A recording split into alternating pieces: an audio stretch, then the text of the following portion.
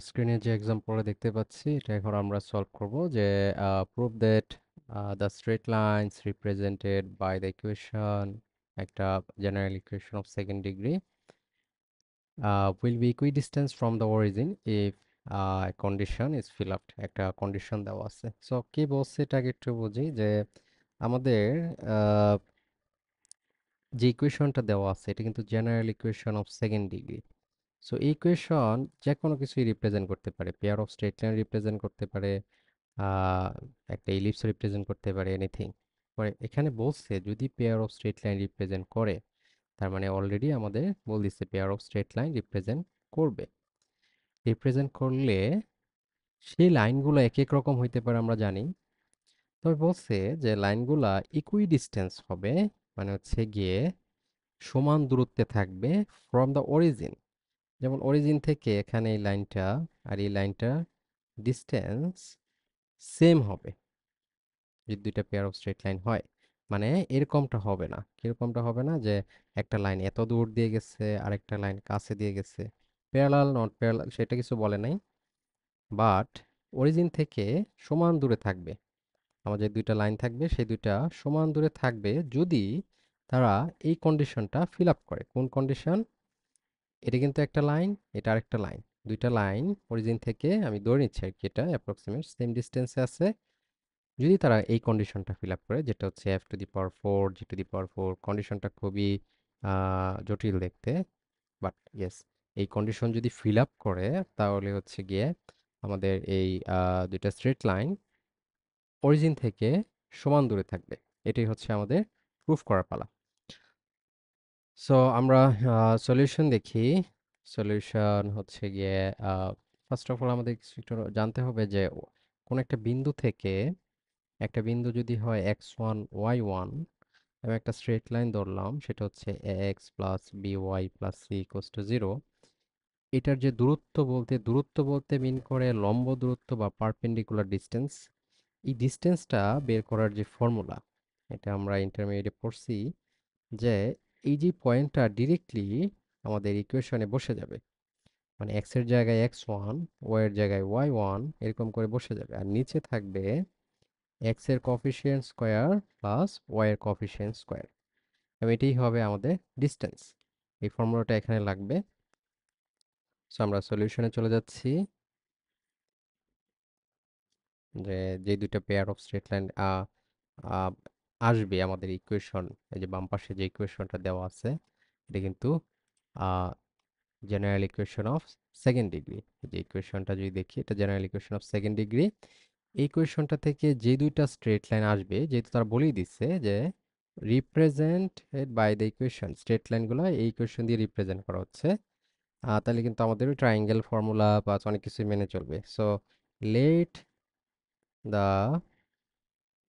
Lines দুইটা line যেটা ঠিক আছে represented by the given equation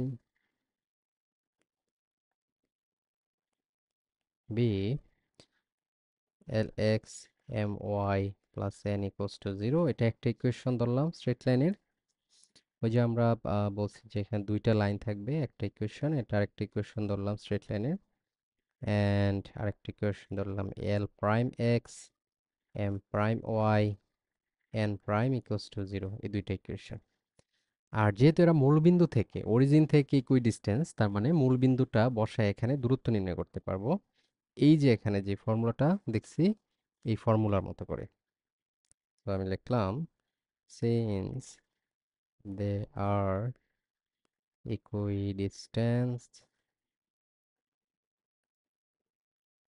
from the origin মানে 0 0 তো প্রথম লাইনের জন্য যদি আমি একটু চিন্তা করি প্রথম লাইনে 0 0 বসাইলে এবং নিচে সহগ স্কোয়ারের সামেশন করলে এই পাওয়া যায় আর সেকেন্ড লাইনে যদি 0 0 বসাই এবং নিচের সহগ স্কোয়ার যদি করি তাহলে পাবো এই এবং দুইটা ইকুয়াল বলে আমরা এখান থেকে কিছু রিলেশন পাবো যেটা আমরা ইউজ করব বের করার জন্য এখানে পাচ্ছি n by root over L square plus M square, তারপর n by root over L prime square M prime square. Both সাইডে আমি এটাকে স্কোয়ার করে দেব। স্কোয়ার করলে এবং আর গুণন করে দিই স্কোয়ার করে, তাহলে লেফট সাইডে থাকবে n square l prime square M prime square, আর রাইট সাইডে থাকবে n prime square l square plus M square. Square root আর রুট বেনিশ হয়ে গেছে। এবং এখানে আমরা লিখতে পারি n square l prime square n square M prime square, আর এখানে লিখতে পারি n prime square l square n prime square m square. তো আমরা এটাকে একটু ফ্যাক্টরাইজ ফরম্যাটে আনতেছি, বেশ কিছু রিজনে। এটা একটু পরে আমরা ধরতে পারবো যতটা পসিবল। সো ফ্যাক্টরাইজ করে এন এল এগুলার আলাদা আলাদা করে, যেমন এখানে আছে একটা আর এখানে আছে একটা। তো ওই দুইটা যদি একসাথে নেই, মাইনাস করলে তখন মাইনাসের এ স্কোয়ার মাইনাস বি স্কোয়ার, এই ফর্মুলাটা আমরা ফেলতে পারবো। এটা হচ্ছে এটা, আর এইটা যদি আমি রাইট সাইডে নিয়ে যাই, এই এখন আমরা জানি যে a plus B into A minus B একটা ফর্মুলা আছে, ওইটা যদি ফেলি এ plus B A minus B, right সাইডে সেম ওয়েতে এ প্লাস বি, এখানে একটা প্রাইম দেওয়া হয় নাই, এখানে একটা এম প্রাইম স্কোয়ার হবে, তারপরে এ মাইনাস বি। এখন এটা কেন করা হলো একটু একটু পরে বুঝবো। তো এখানে আহ, এটার ভ্যালুটা আমরা দেখবো পরে, আমাদের আসলে ইজিলি জানা আছে। এই কারণে এটার ফর্মে যদি এটা আনতে চাই আমরা, মানে এ প্লাস এ মাইনাস বি কে যদি এ প্লাস বি এর ফর্মেটে আনতে চাই, সেই ক্ষেত্রে কি করতে হয় আমরা জানি। একটা অনুসিদ্ধান্ত আছে যে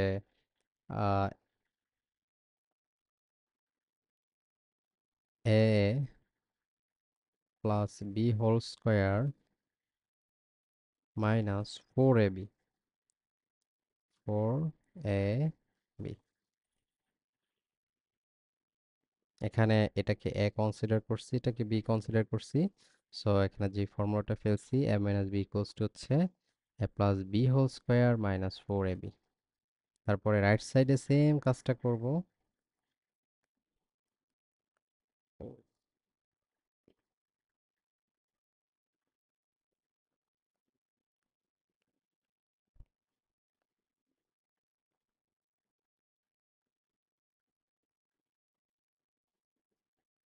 এই, সো এটা আমাদের থাকবে আপাতত।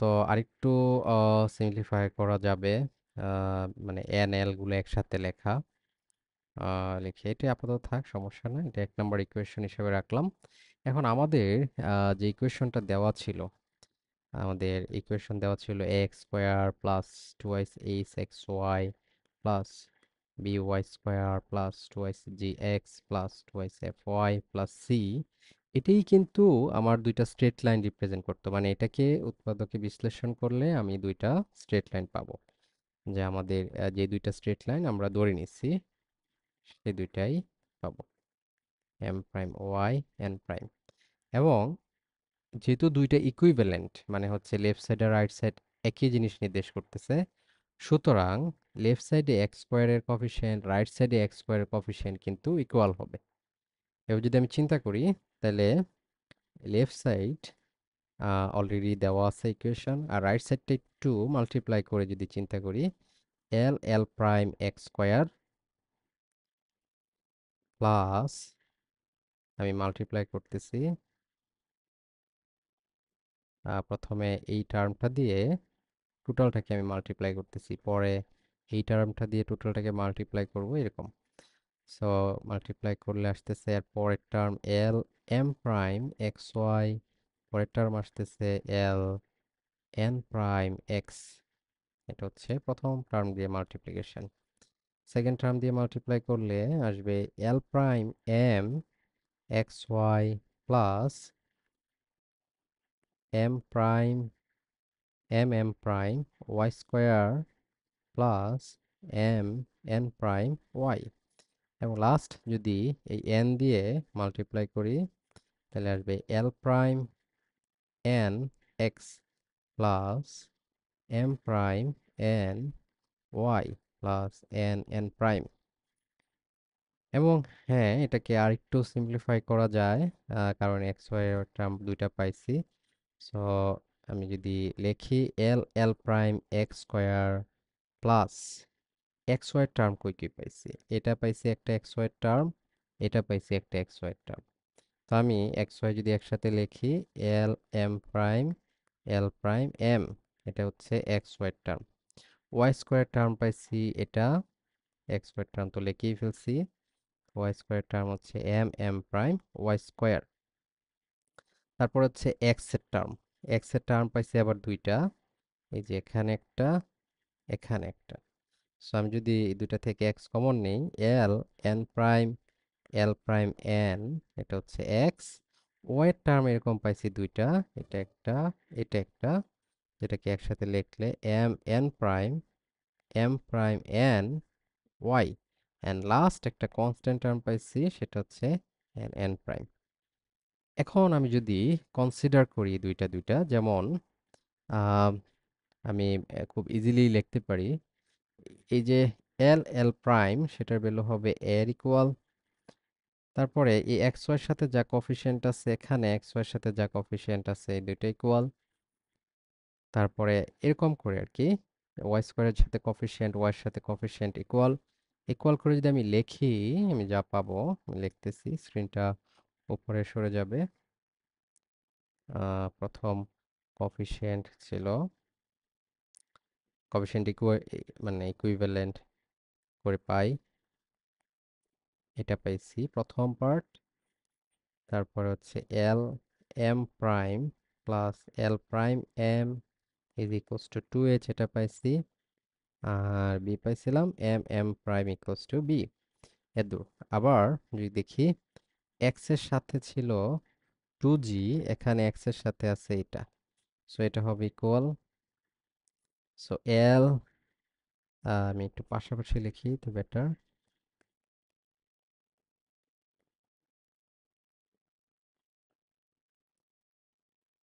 তারপরে ওয়াই এর সাথে যেটা আছে, সেখানের ওয়াই এর সাথে যেটা আছে সেই দুটো ইকুয়াল। আর কনস্ট্যান্ট টার্ম এখানে যা আছে ওইখানে যা আছে ইকুয়াল। এটা করার পর, এটাই ছিল আমাদের প্ল্যানের, পরে ম্যাথটা শেষ হয়ে যাবে। ওই যে এক নাম্বার একটা ইকুয়েশন আমরা রেখে আসছিলাম, একটা বিশাল এক্সপ্রেশন রিডিউস করে, ওইখানে আমাদের এখন ভ্যালুগুলা পুট করার পালা। মানে কোন ভ্যালুগুলা এইমাত্র যা পাইছি, যেমন একটা পাইছি এই যে এটাই, যদি একটু খেয়াল, এটা হচ্ছে এন এন প্রাইম। আমি একটু এখান থেকে এটা একটু কপি করে নিচ্ছি যাতে আমাদের বসাইতে একটু সুবিধা হয়। আমি একটু কপি করে নেই।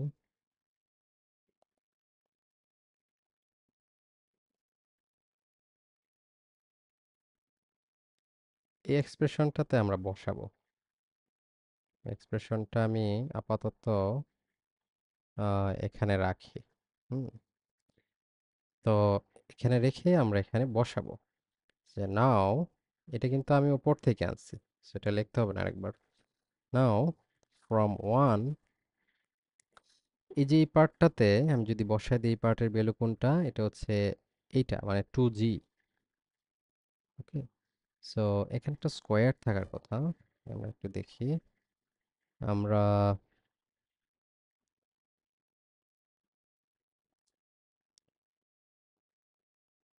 একটা স্কোয়ার পার্ট মিস করছি যে, আচ্ছা স্কোয়ারটা আমরা পরে দিই, এটা সমস্যা নেই, স্কোয়ার রুট করেও দেওয়া যাবে। তো প্রথমে লিখি 2g, আর পর হচ্ছে স্কোয়ার রুট অফ, এখানে যদি বসাই 2g স্কোয়ার মাইনাস 4 ইন্টু, এখানে যদি একটু তাকাই, আমি দেখতে পাচ্ছি 4 n n prime l prime, l prime হচ্ছে এ, আর n প্রাইম হচ্ছে সি। সেম থিং রাইট সাইডে হবে। রাইট সাইডে দেখতে পাচ্ছি যা ছিল সেটা অনুযায়ী আসতেছে 2f, তারপরে square root of 2f square minus 4 আর এখানে হচ্ছে n m, আর হচ্ছে n প্রাইম, এটার ভ্যালু সি, আর m প্রাইমের ভ্যালু হচ্ছে বি। তো এই টোটাল পার্টটাকে এখন যদি আমি স্কোয়ার করে দিই, এই পার্টটা কিন্তু আমি আবারও বলি, এটা আমি উপর থেকে নিয়ে আসছি, যেটা বারবার হয়তো লিখতে হবে না।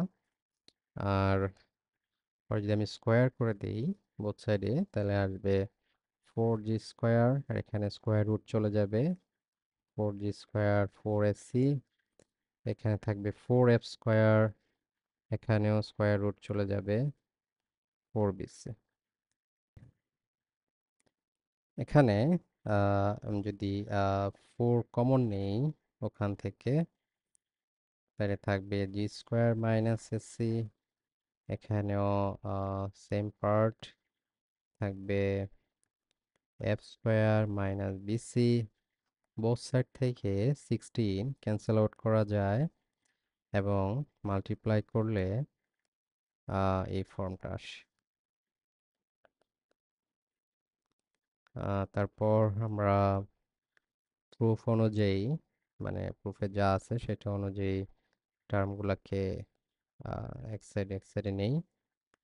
তো দেখতে পাচ্ছি অলমোস্ট প্রুফের ইকুয়াল। এখন একটা মাইনাস সাইন দিয়ে বোথ সাইডে মাল্টিপ্লাই করে দিই, তাহলে আমাদের একদম প্রুফে যা চাইছে সেটার মতো করে হবে। তো এটা ছিল আমাদের প্রুফ, বেশ লম্বা একটা প্রুফ বলা যায়। আর এই ম্যাথটা একটু তুলনামূলক জটিল টাইপের। এটা রিজনটা হচ্ছে এখানে নিউমেরিক্যাল ভ্যালুগুলো নিয়ে মানে ডিল করা হয় নাই, সিম্বল নিয়ে ডিল করা হয়েছে। তো এটা ছিল আমাদের নেক্সট ম্যাথে আমরা চলে যাব এখন।